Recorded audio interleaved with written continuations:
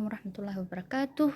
maanta mawduuceena waa kaniiniyaal soo batay sanadadan dambe oo loo yaqaano kaniiniga caanka ah ee Abuubariis Soomaalida u taqaan.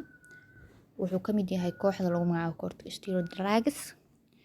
Intaan ka hadlin daawooyinkan dhibaatooyinka inoo keeni karaan, waxaan ka hadlaynaa asal ahaan wax loo isticmaalo siday u shaqeeyaan. Corticosteroid drugs waxay u shaqeeyaan sida maado jirkeena laga helo lagu soo daayo adrenal glands oo lagu magacaabo cortisol. Intaan shaqadiisa fahmin waa maxay shaqada cortisol, maxay tahay shaqadiisa cortisol. Intaan shaqadiisa fahmin waa in fahmaan goorta la soo daayo. Waxaa la soo daayaa subaxii aroortii, yani hurdada markaa ka soo kacday upon you wake up.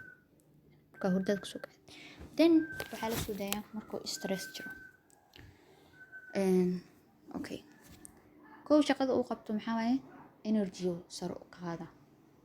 Waxaa la soo daayaa stress markii lagu dhahayo waa marka ay jirto fight and flight oo sympathetic nervous systemka ay shaqeynayeen oo stress ka imaado markaas la soo daynaa cortisolka.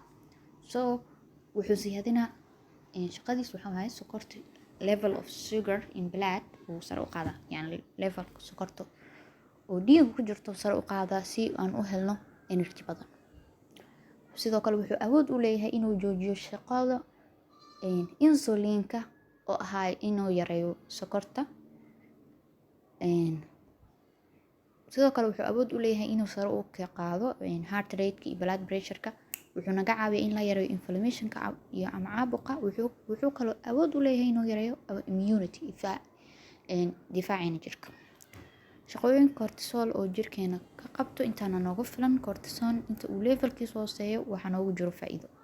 laakiin mar hadduu sare u kaco waxaa ka dhalan kara dhibaatooyin fara badan. Tusaale ahaan wuxuu sababi karaa cudurka caanka ah ee lagu magacaabo Cushing syndrome. Maraba hadda inaan faahfaahiyo, laakiin waa cashirkeena labaad aan ka hadli doono. Aan u soo laaban corticosteroid drugs. Corticosteroid drugs waxaa loo isticmaalaa in lagu daaweeyo xaaladaha soo socda: arthritis oo ah caabuq ku dhaca kala-goysyada, blood hormone iyo immune disorders, yani disorders cudurro ku dhaco dhiiga difaaciina iyo hormoneska qaar. Sidoo kale skin iyo eye conditions, breathing problem, cancer iyo severe allergies. Wuxuu yareynayaa immune response, yani si immune response-yada, yani difaacaada response oo ka bixin lahaay u jawaabi lahaay foreign bodies-ka ama waxaan dhacayo oo ziyaadada ah oo yareyna. Sidoo kale calaamadaha inflammation-ka lahaayeen oo yareyna oo ka mid ahayd calaamadaha waxaa ka mid ah xanuun meesha oo caabuq ka jiro ay ku xanuunto ay ku bararto yani meesha kuleel ay noqoto soo guduudato ama allergic reaction-ka jiro inuu yareeyo aa loo isticmaalaa daawooyinkan corticosteroid drugs. waa inta loo isticmaalo, yani sababta loo qaato. Okay, hadda gabdhaheena qaarkood waxay u isticmaalaan in la isku ciido, mana ahan sababta loo sameeyey kaniinigan. So cashirkeena soo socda wuxuu noqon karaa daawooyinkan dhibaatooyinka ay keeni karaan. Wuxuu noqon doonaa daawooyinkan dhibaatooyinka ay keeni karaan wax lagu magacaabo Cushing syndrome, calaamadihiisa iyo wix lamid ah.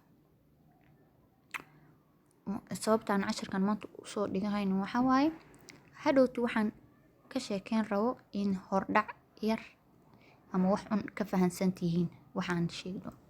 waxaan rajeynayaa inuu anfacay mawduuceena. weli waxaan nahay arday inkastoo si fiican u diyaariyay, haddana yaan isqaban ma qaldamo allah.